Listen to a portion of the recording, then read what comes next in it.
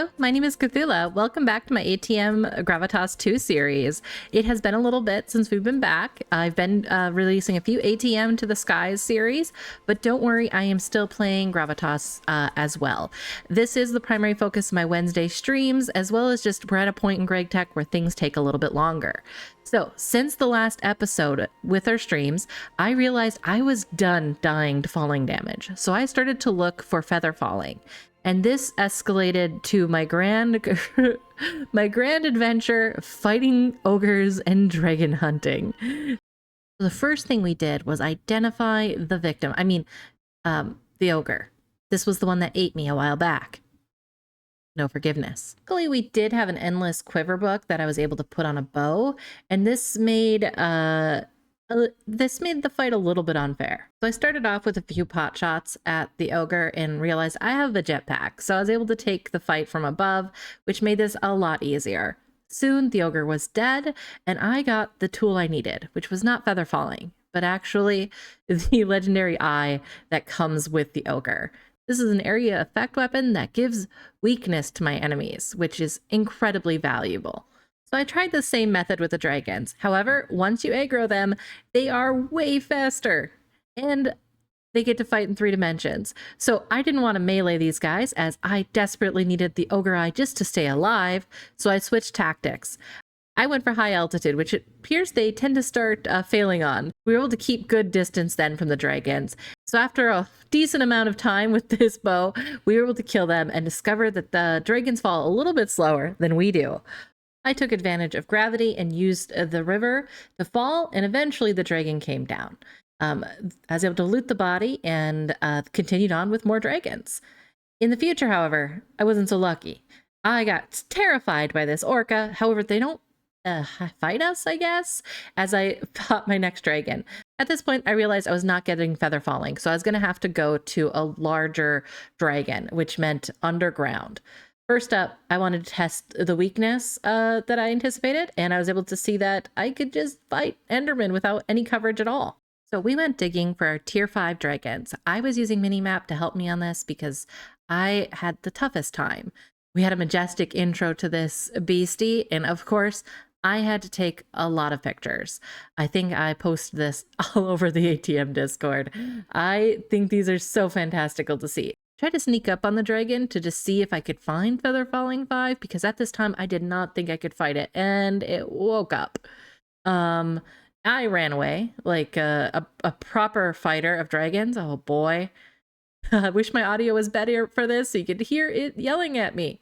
It did take a little nap, so I went back to base and I got some spring water and tried to find a nice niche spot to fight this guy. At this place, I did board up behind us with brick, and I put some spring water down and just practiced my bow shooting. It's been a while in this pack. I don't normally have them. I turned on the hitboxes to help me here. Don't look at that arrow. That was an arrow of shame. And I just kept healing myself from the lightning strikes and fighting the dragon. Unfortunately, I like to be in light, so this made it really difficult for you guys to see the dragon. My little campfires here. I'm going to share a little section here with my terrible audio because my dog amazed me. Be aware of a possible jump scare. Are you dead? Oh no! I'm so sorry, my dog barked. I hung up the skull on our storage room as a sign of our first victory, and that ended one of our streams. The dragon lair ended up being on a calopyrite vein, which was fantastic, and I went back in looking for loot. I lit up the space, and the first spot we looked, I found Feather Falling 4. How dare it? That was the reason I went down here for the tier 5s. However, I had a mission. I knew I could take the tier 5s down, so I decided we needed a dragon egg. I also made our first night vision goggles, which helped greatly. At this moment, I realized ethically it's kind of cruel to take, but I needed it, you know? This next one that we fell in was in a more of a contained space. This one was a bit more unique, and there was actually a skeleton spawner that had been there, so an extra point of difficulty. Great. I accidentally used the teleportation device to land on its face and got my butt kicked swiftly many times. My audio this stream was far better, so here is my feelings about it. Hi.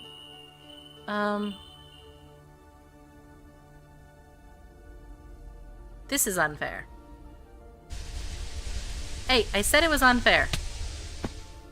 I don't know. We're running to a side. I absolutely have no desire. Oh my gosh.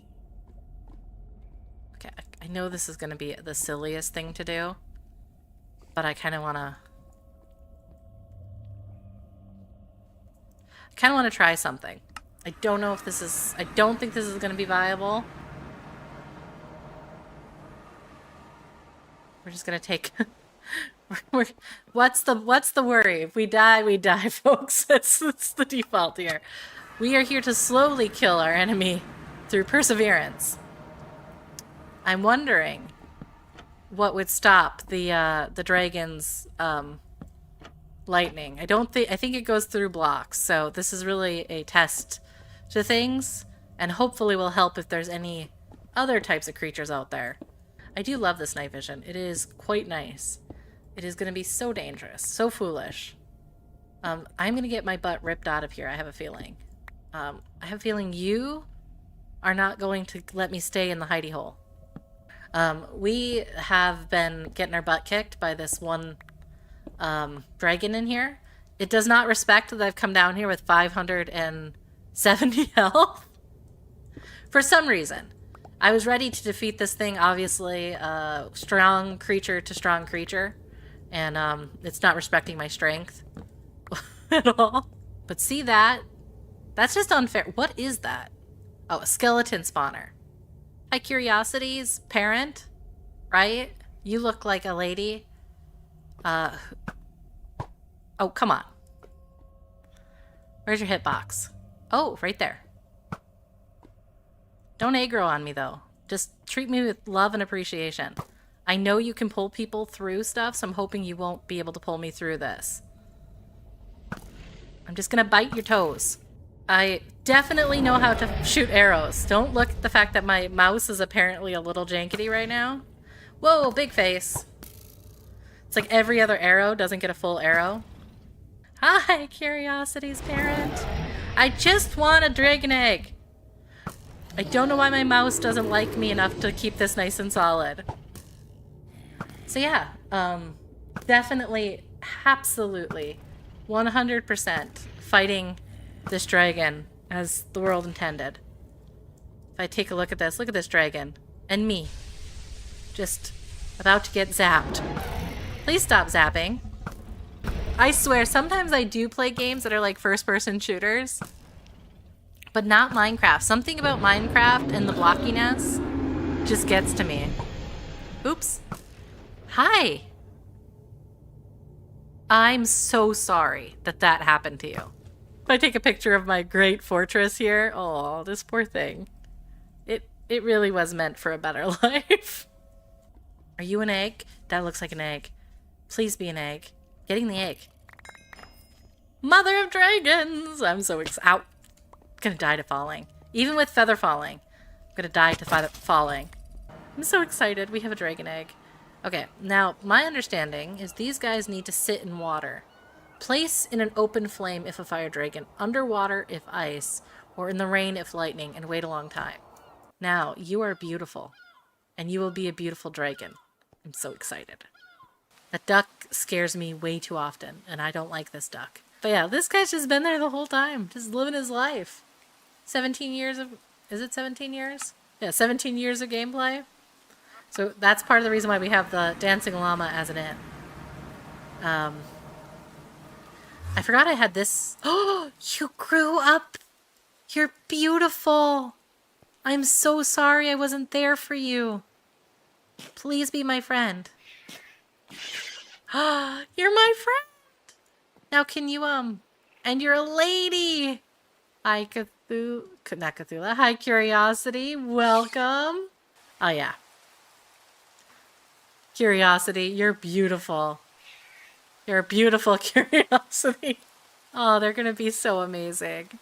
They're going to grow so fast. I need to build a castle. Oh god, I need to build a castle. I finally caved to making a destruction gadget for my terraforming, and gosh, it really did help. It really we were able to make great progress. And then one of the last things we did was actually an upgrade to our AE2 system. We made our first P2P tunnel right here. And these are not cheap to make in this pack, as you may be aware of. That's kind of the philosophy for this whole pack. And this is going to allow me to have more machines on here. I forgot I stole this one and put it in the clean room. That's fine. I really want to get into this extended pattern provider with extended AE, and this is going to be pricey because it takes an EV assembler. So for better or worse, I am now motivated to rush EV. Sometimes that's what you need, a little bit of a push. So we'll start working on the different lenses, and that's going to allow us to get the final LV circuit. I think our final MV circuit as well, and then our second HV circuit. So there's going to be some material collecting to get this done, and we're probably going to have to do this more montage style. With that, because it is montage style, I might ask your opinion later on about how I want to edit these videos, because Gregtech, as you get late game, gets interesting. There's a lot of crafting, and I want to make sure these are interesting videos and not just you watching me hang out encoding recipes. The other thing we did is actually work on the nano suit.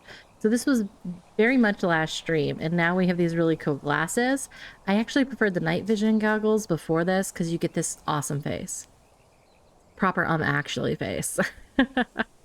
But these do allow me to use my jetpack and fall with no damage. So I'm very thankful for that.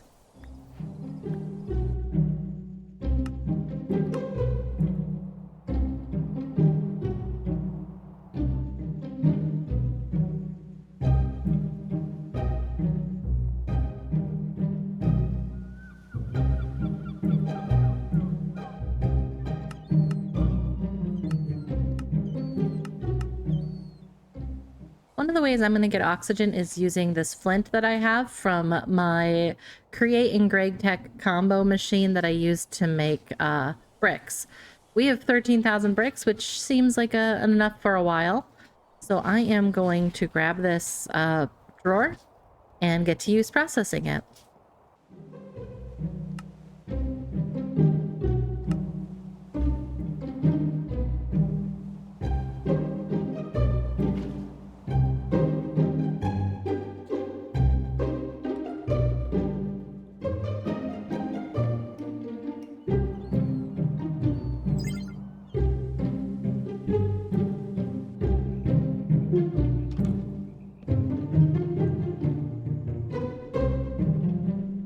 All right, let's look at that EV processor.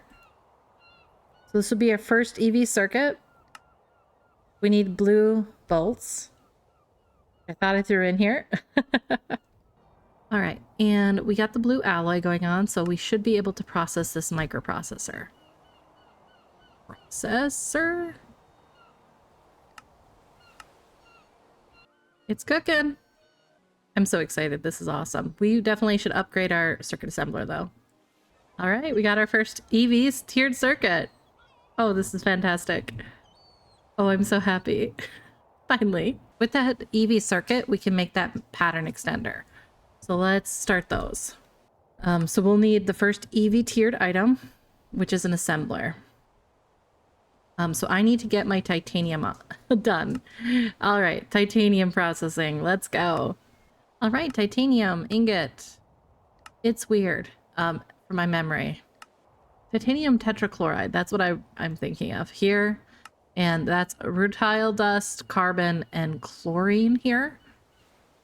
Which will get us to this piece. So I'm going to set up a recipe in our chemical reactor to be making this. Next up with titanium tetrachloride, what do you do with this? We put it straight into the EBF with magnesium. Okay, we can do that. It needs to be a HV with canthanol, so I think we probably want to start upgrading our EBFs too, but a really big part of next episode is going to be power. Okay, to get this EV assembler, it looks like I'm going to need magnetic neodyme rod here. And that means we're going to need neodyme. So let's start looking at that process. We have 6 dusts of it from somewhere. That's exciting, but also frustrating. Okay, ore processing. What do we need to process? Looks like the nether might have it. Hey, there we found some. Am I gonna put one at a time in here to make sure I can get this going? Yes, I will. I am so excited to get the vacuum machine for this. I don't have patience to put water in things. All right, so I'm a little bit sick, but let's finish up what we were working on. I was looking at this advanced assembler, I believe, and we're working on titanium. So let's look at our EV items. So the advanced assembler needs both a EV arm and a conveyor, so let's look at that. I would like 2 conveyors, please. And you need aluminum, rubber, and aluminum cable. We have those. Kind of interesting that the aluminum cables do require a polyethylene sheet in there, so that's something to pay attention to. All right, so here's our first EV machine casing. How exciting. And looks like we're able to make it quickly into a hull. Quest complete. I'm excited. I feel like after a while you can get caught up and not feeling like you're moving forward in this pack. Because it takes time to get between 2 things. So being able to see some new quests complete really make me happy. And it was good to get a few more processors on these, I think. Especially since this is a lot more machine building than I anticipated, or a lot more auto crafting here when I first initially thought of this build. And we're going to lean into that. That's perfectly fine. Yeah, I think we can make the assembler then. Oh, I'm so excited. Okay. We can be calm about this. I also want a flux point because I will need to get a whole new power source for this. And we're just going to use the point instead. And yeah, let's get a pattern provider and start working on this pattern extenders. So, pattern provider, and I want some flux cable here. And then the first thing we're going to want to do is that extended pattern. I am going to be redoing some of this workshop, and these might end up turning into a 1-line thick item where you actually use the cover type of style for the pattern provider. Oh, I'm excited. All right, it is being made. All right, so pattern providers, we got 4 of them. Can I make more? The logic pieces are the wafers. Oh, I'm so excited to be putting these extenders in here. I think it's time we get our actual enemy crafting terminal as well. We got the pattern encoder and the crafting terminal. What is the other terminal? I wanted to say it's a pattern access terminal. So that's the next piece that I'd like to get. All right, the pattern access terminal allows me to look at everything at once, which is just going to be fantastic. So this will keep me from having to run back and forth on these guys. You can see that it's next. It tells me the machine it's next to. There's a few of them here. I can highlight it in the world to figure out which one it's talking about, which is right there. So very useful.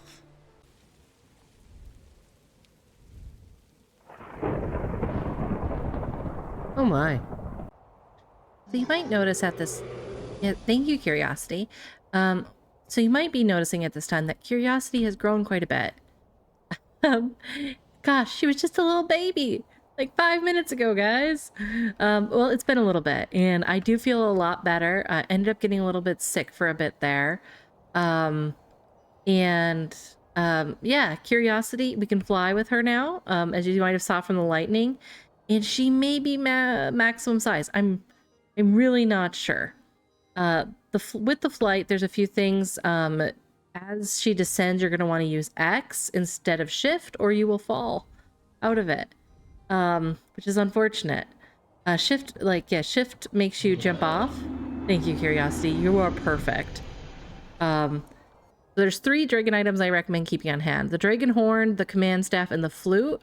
So the command staff will allow you to set what the dragon is doing. So in this case, been a moment. I could say, okay, well now Curiosity is going to escort me, but I don't want her escorting me all the time. You know, that can be a bit. Wandering can be difficult. Staying is where I generally keep my dragon. The bone flute will call the dragon to you if they are wandering. She's staying, so she's not going to. And then the dragon horn will actually let you pick up the dragon. And it'll tell you that there's a unnamed lightning dragon in here because I forgot how to name the dragon. So let me know how to get to that part. But otherwise, look at her. She's perfect. Perfect. I'm gonna let her rest. I'm gonna let her rest. I'm gonna grab my sleeping bag though. Some time has gone by. You might have noticed from the last bit I was a bit sick.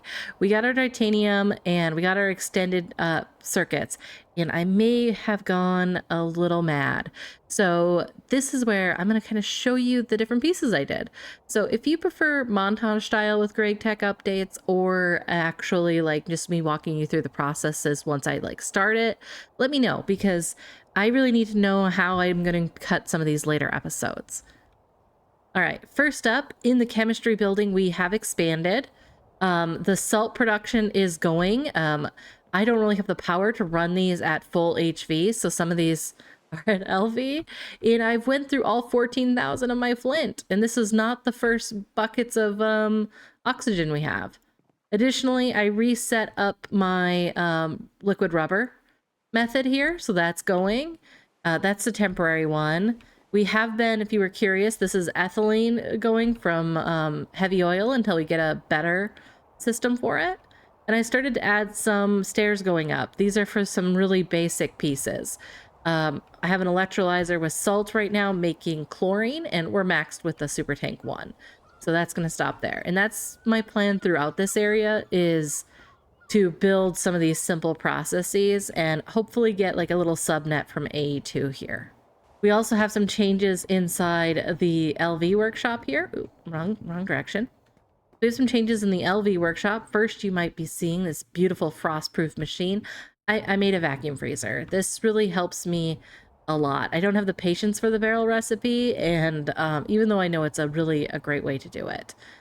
One really big part of the vacuum freezer is we can make liquid air now, and this has allowed us to freeze dry our food. So in my hand, this garlic can last for 92 years. But that is nothing compared to the fresh garlic that we have here in our freezer that can last for 762 years. We do have one of my favorite pieces, which is, if you've been following me along on the channel, you might know that we have a very specific piece of pickled mutton that's here, and I did open the container so I could freeze dry it. So these will last. This mutton will last 768 years. This is as many things as I know how to process. It is brined, salted, smoked, grilled, and pickled, and freeze dried, and covered in vinegar. So I'm very excited. And so of course I had to look at it in garlic. And this garlic will last 1,840 years. I mean, I feel like I need a museum for these two pieces. I love it so much. Additionally, I've been making nichrome because we updated one of our EBFs. Look at this guy. This one has nichrome coils here. I am planning on making a quad EBF in here, I think. Electric blast furnace with 4 of them on their own little network here in the top. I'm going to have to redo this piece of the build. And right now, unfortunately, we just don't have the power to run it. So definitely next episode, we're going to be going down the benzene creation. Additionally, I added a super tank 3 here, making nitrogen as well as oxygen here. So this is a pretty slow method. It is pulling from our flux network. Back here is not. And yeah, we're going to be running out of fuel pretty quick. But yeah, we're really getting to the point where the EBF up here is ready to expand into something a little less hands-on. Don't look over that way. There's some spoilers for the next episode. But I want to do all my nitrobenzene in one episode, so you don't need to go. Don't look at it. Don't worry about it. I have a really beautiful spreadsheet coming up. All right, I'm just gonna nudge past here. I doubled up the HV motors we have running our current system, so now we are at 10, which still can't keep up with our stuff, and we are eating our diesel and gasoline stores. Curiosity's taxes have expanded significantly, so some of these actually have storage. Like we have 600 plus iron for Curiosity, plus some other pieces here. So definitely something that's happening. And so you did see me start to get in here, and I went a little bit ham on our extended pattern providers. You might think, oh, just this one. No, I escalated, guys. Think of how many EV circuits this was. I am so happy. I reorganized our circuits here a bit. I tried to go like to like, and we'll have to do a little bit more adapting there. I also have a whole wall of extruders here now. We still only have the one EV machine, but I got a few more advanced machines. I additionally added an extended inscriber, which allows for a lot more flexibility here, and it has its own pattern provider now. So now my EV circuits can continue. And here is the start of our wall in the clean room. Each of these has its own, you can see I'm still missing a channel on some of these, so I'm not perfect. This is still a work in progress where I'm trying to identify what pieces are missing. So I think I'm still, yeah, this one still doesn't have a channel, so I'll have to work on that. But we're getting closer. Did kind of want to be able to walk behind here, but I think for the moment I'm happy with this as it is. And with the extended pattern provider, I'm able to see through this, and you can see I've named some of my, I've named some of the extended patterns to like mixer, circuit 1, circuit 2, circuit 1 for an assembler. Unfortunately, you might see down there, I have no levels. So that naming thing will take a few moments. It's going to take me time. That's all I can say. So yeah, that is the end of today's episode. Thank you for your guys' patience on the Gravitas episodes. These are going to be slower. This took quite a bit of time to move forward before I felt like I had something I could talk about. And I think that's probably going to be the plan moving forward. I will be streaming these on Wednesdays. And if you guys have any suggestions on how I should do these episodes, let me know. I'm always happy to try new things. Unfortunately, this one kind of mixed with sickness as well. So thank you again for joining me. I hope to see you in the next episode, and drop your comments on how your world is going if you're playing. Bye.